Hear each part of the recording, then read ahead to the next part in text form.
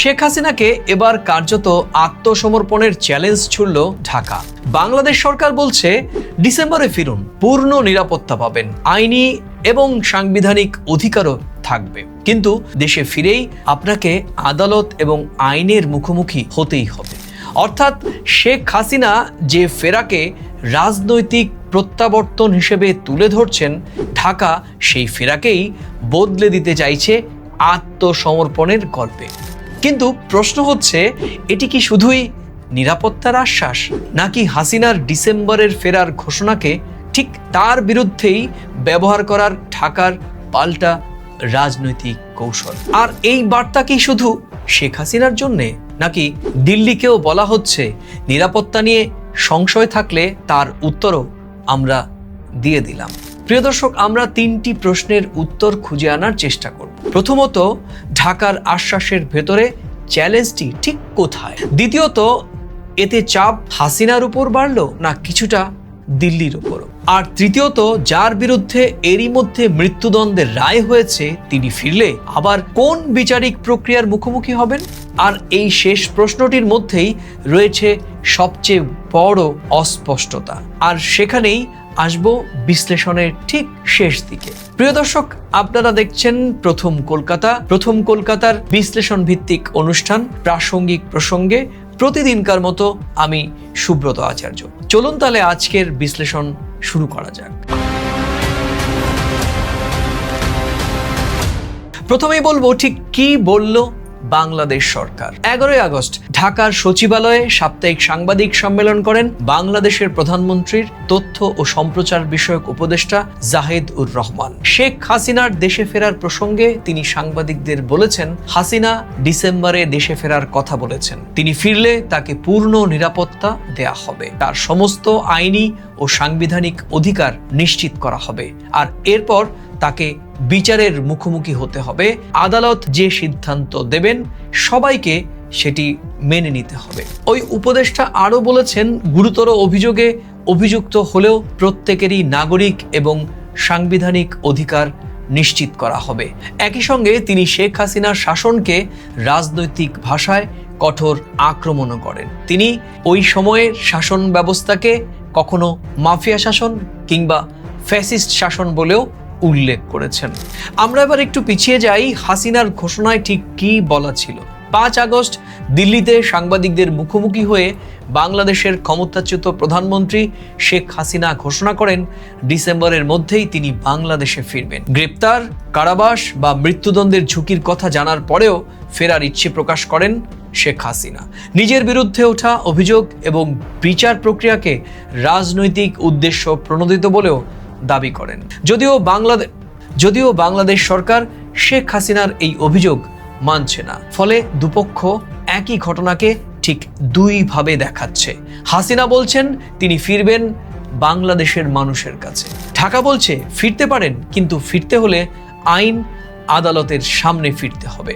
এবার আমরা বিশ্লেষণের 3টি স্তরে ঢুকব। প্রথম স্তর, প্রকাশ্যে যা আমরা দেখতে পারলাম। দেখুন প্রিয় দর্শক, প্রকাশ্যে আজকে বাংলাদেশের প্রধানমন্ত্রীর উপদেষ্টা যে বক্তব্য দিয়েছেন সেটি ইতিমধ্যেই বাংলাদেশের গণমাধ্যমে প্রকাশিত। কোনো অভিযুক্ত ব্যক্তির বিরুদ্ধে যত গুরুতর অভিযোগই থাকুক না কেন, তার নিরাপত্তা এবং আইনি অধিকার নিশ্চিত করা সরকারেরও দায়িত্ব বলে উপদেষ্টা মনে করেন। আর ঠিক সেই জায়গা থেকে ঢাকা বলছে হাসিনা দেশে ফিরলে তার ওপর হামলা হতে দেয়া যাবে না, তাকে আত্মপক্ষ সমর্থনের সুযোগও নিশ্চিত করা হবে। কিন্তু রাজনৈতিক ভাষায় এই আশ্বাসের অর্থ অনেক গভীর। ঢাকা যেন বলছে, আপনি নিজেই ডিসেম্বর মাসে ফেরার ঘোষণা করেছেন, আমরা আপনার নিরাপত্তার নিশ্চয়তা নিচ্ছি, এবার দেখার বিষয় আপনি সত্যি ফিরবেন কিনা।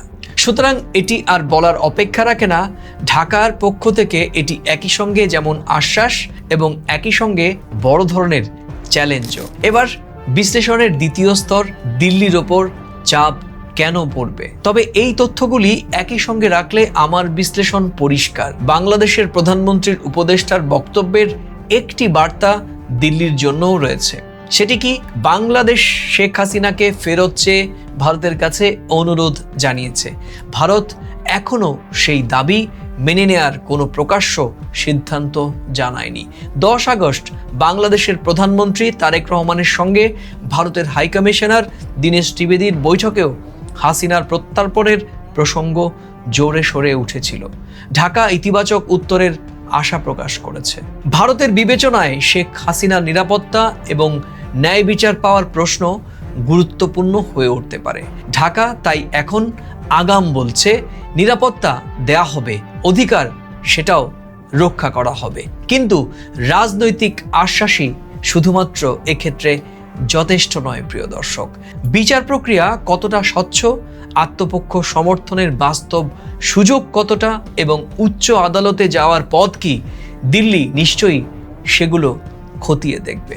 বিশ্লেষণের তৃতীয় স্তর, হাসিনার সামনে ঠিক কি পথ খোলা রয়েছে। হাসিনা যদি ডিসেম্বরে নাও ফেরেন, বাংলাদেশ সরকার বলতে পারবে নিরাপত্তার প্রকাশ্য আশ্বাসের পরেও হাসিনা বাংলাদেশে ফিরলেন না। আর যদি ফেরেন তাহলে তাকে গ্রেপ্তার কিংবা আত্মসমর্পণের পথেই আইনি প্রক্রিয়ায় প্রবেশ করতে হবে। কারণ 2025 সালের নভেম্বরে বাংলাদেশের আন্তর্জাতিক অপরাধ ট্রাইব্যুনাল মানবতা বিরোধী অপরাধে দোষী সাব্যস্ত করে শেখ হাসিনার মৃত্যুদণ্ডের রায় দিয়েছে। যদিও হাসিনা এই অভিযোগ এবং রায় দুটি সমানভাবে প্রত্যাখ্যান করেছেন। তার বিরুদ্ধে দুর্নীতিসহ আরও মামলাতেও তিনি অভিযুক্ত হয়েছেন। ফলে বাংলাদেশে ফেরা মানেই তাকে কঠোর আইনের মুখোমুখি হতেই হবে। এর একটা বিপরীত যুক্তিও রয়েছে। সেটা কি, বাংলাদেশ সরকারের সমর্থকরা বলবেন ঢাকা তো স্পষ্টভাবে নিরাপত্তা এবং আইনি অধিকারের নিশ্চয়তা দিয়েছে, এরপরে আর সন্দেহের কারণ কোথায়? কিন্তু ঠিক এরও পাল্টা প্রশ্ন রয়েছে। বাংলাদেশ সরকারের গুরুত্বপূর্ণ উপদেষ্টা যখন একই বক্তব্যে নিরপেক্ষ অধিকারের আশ্বাস দেন, আবার অভিযুক্তকে কঠোরভাবে রাজনৈতিক ভাষায় আক্রমণ করেন, তখন বিচার রাজনৈতিক প্রভাব থেকে মুক্ত থাকবে কিনা সেই প্রশ্নও উঠতে পারে। তবে রাজনৈতিক বক্তব্য শুনেই বিচার অনিচ্ছ হবে এমন সিদ্ধান্তেও এখনো পৌঁছানোর সুযোগ নেই। কারণ বিচার করতে হবে আদালতের নথিপত্র, আইনজীবীর সুযোগ এবং অবশ্যই আপিলের বাস্তব পথ দেখে। এবার বিশ্লেষণের শুরুতে যে প্রতিশ্রুতি দিয়েছিলাম সেখানে নিয়ে যাই আপনাদের। আজকে বাংলাদেশের প্রধানমন্ত্রীর উপদেষ্টা বলেছেন শেখ হাসিনা ফিরলে তাকে বিচারের মুখোমুখি করা হবে, অথচ তার বিরুদ্ধে একটি গুরুত্বপূর্ণ মামলায় এরই মধ্যে বিচার শেষ হয়ে গিয়েছে এবং একটি মামলাতে মৃত্যুদণ্ডের রায়ও হয়েছে। তাহলে নতুন করে কোন বিচার? তাহলে নতুন করে কোনো বিচার, নাকি অন্য মামলাগুলোর বিচার, না গ্রেপ্তার, আত্মসমর্পণের পরে আগের রায়ের বিরুদ্ধে আইনি প্রতিকার চাওয়ার প্রক্রিয়া?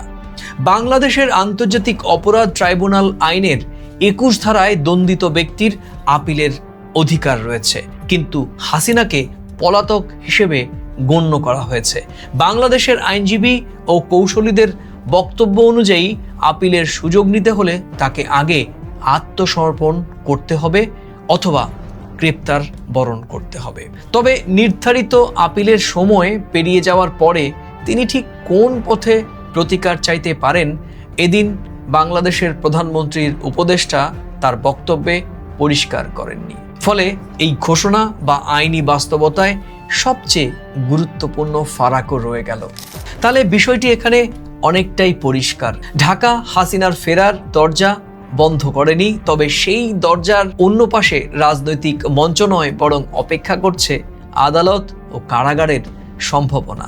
এখন নজর রাখতে হবে হাসিনা সত্যি ফেরার পদক্ষেপ নেন কিনা, ভারত প্রত্যর্পণের প্রশ্নে কি সিদ্ধান্ত নেয় এবং বাংলাদেশ সরকার তার আইনি পথটি পরিষ্কার করে কিনা। তাহলে দর্শকদের কাছে আমার প্রশ্ন, এটা কি নিরাপত্তার আশ্বাস, নাকি এমন এক আত্মসমর্পণের চ্যালেঞ্জ যা হাসিনার ডিসেম্বরের ঘোষণাকেই তার সবচেয়ে বড় রাজনৈতিক পরীক্ষায় বদলে দিল ঢাকা? হাসিনা ফিরতে চাইছেন রাজনীতিতে, আর ঢাকা তাকে ফেরাতে চাইছে আদালতের দরজায়। প্রিয় দর্শক, আজ এ পর্যন্তই। আবার দেখা হবে নতুন কোনো প্রাসঙ্গিক প্রসঙ্গের বিষয় নিয়ে। ততক্ষণ ভালো থাকুন, সুস্থ থাকুন, সবাই নিরাপদে থাকুন। আর এই বিশ্লেষণের কোন অংশের সঙ্গে আপনি সহমত বা কোন অংশের সঙ্গে আপনি ভিন্নমত, মন্তব্যের কলামে লিখে জানাতে ভুলবেন না। আর ভিডিওটি ভালো লাগলে নিজেদের মাঝে শেয়ার করে দিতে পারেন। নমস্কার।